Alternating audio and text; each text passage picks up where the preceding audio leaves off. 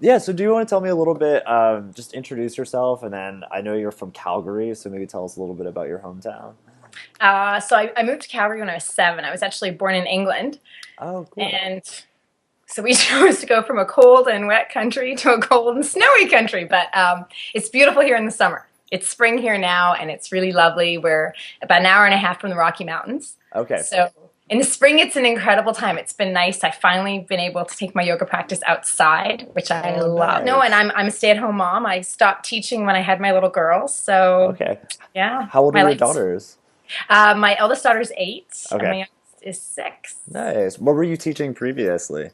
Language arts. So I've gone, Oh, my life was huge with like 150 students and lots of work and lots of stress to yeah. now this really lovely mummy life that I wasn't at all what I thought I would be doing with my life, but I love it. So what are some activities that you do with your kids a lot? Well, sadly in the winter it's a lot of tobogganing. Okay. Oh, whoa. Yeah. Very cool. There's not a lot, it's hard. It's funny, we live here and none of us really like cold. So in the winter, we still manage to walk to school.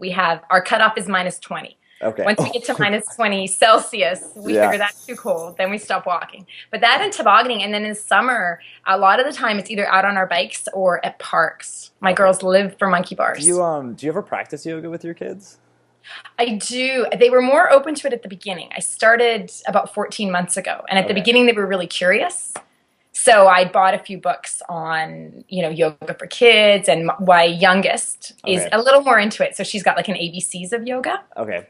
But it's funny because for so long my whole life revolved around my kids. Hmm. Then when I got into yoga, suddenly it was almost like they didn't like sharing me with another interest. So there are times when there's a little jealousy. So we've done family yoga. We did it for about Okay. a month in February, and that was fun.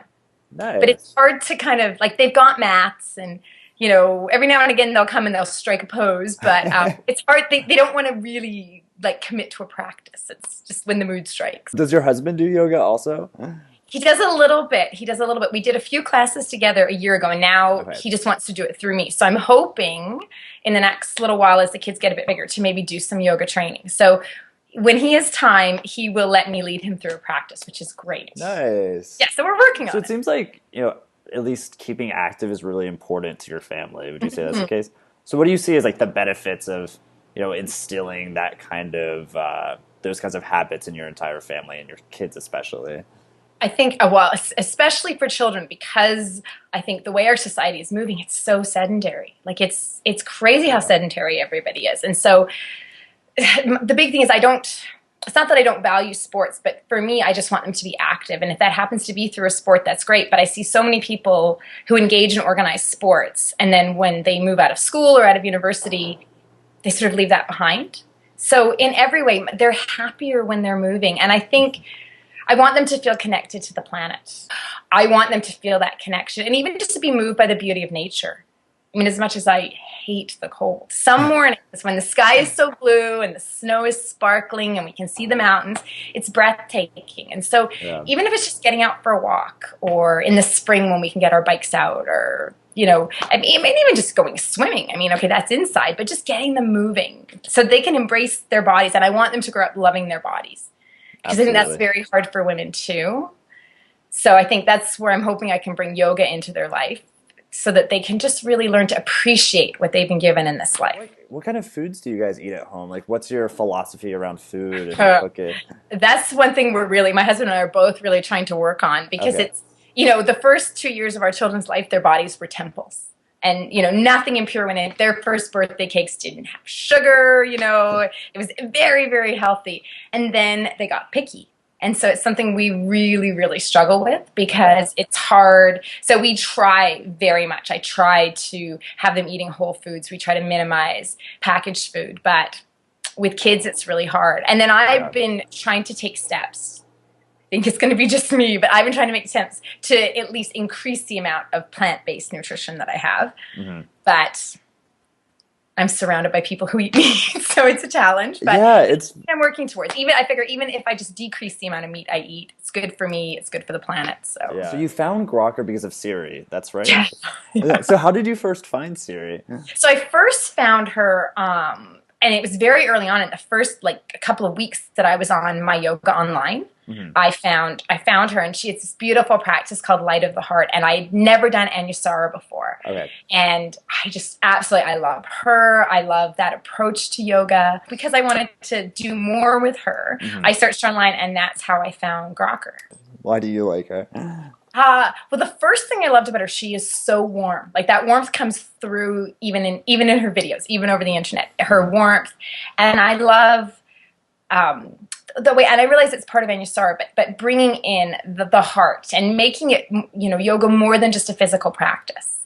And I realize that should be the way it is in yoga, but it isn't always with all instructors. And I had done a lot of Iyengar yoga before, and I really like Iyengar, but sometimes it feels like it's missing that heart. Mm-hmm.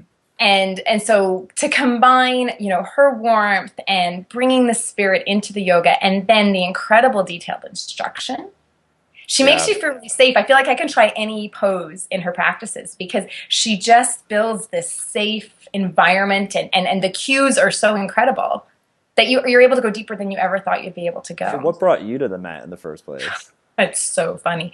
A friend had bought a coupon to go to a yoga studio and bought 2 because she didn't want to go on her own. And I thought I hated yoga. I had done Pilates for over 10 years and thought that was for me. And I think I must have tried a overly fast flow practice that really wasn't for beginners. So one time I tried it and I found I got so lost I didn't like it. Mm-hmm. So, and that was just a video that I tried to do in the past. So this was my first experience going to a studio, and I went entirely just to support her. Okay. And I couldn't believe it. I was hooked from the first class. I felt amazing at the end. This flow of energy that I had never felt before. Mm-hmm. So energized. And then over time, I found that incredible energy kind of calmed down, but I just felt lighter. I felt lighter and happier in myself. It was just amazing. Yeah, absolutely. I feel similarly. One class and I was hooked. That is a quick, you're very quickly sold on yoga. Yes, very quickly. So how long have you been doing yoga then for? It's been about 14 months now. Oh, nice. Okay, great. And so originally it was sort of 2 to 3 times a week. And then as time's gone on, now it's pretty much every day.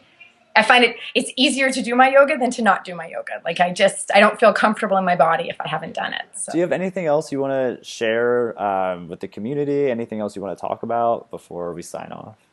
I think I think really and truly, a lot of people are scared of yoga. They think about all the things that yoga is, the stereotypes, skinny people in Lululemon clothing, and people are hesitant thinking that yoga isn't for them, that they're not thin enough or young enough or fit enough to do it. And really and truly, yoga has so much to offer to absolutely everybody. And I would just encourage people to look and see what's out there, look at the different types, and not to be scared. There's so much information out there, and there's so much support that I just think, knowing everything it's brought to me, and the way it's really taught me to see the world in a different place. I see my body differently. I honor it now. I see it. This is my vessel for this life, and I'm going to do everything I can, to honor it, to help it to be healthy, and just to embrace living. And that the lesson I think that yoga teaches us, that we truly need to love ourselves and we need to accept ourselves. And I think that's hard for a lot of people, and it was hard for me, but that's where everything starts. And if you can truly love yourself, then you have so much love and compassion to put out to the world. And I think living a life of gratitude is probably the greatest gift that yoga has given me. Yeah.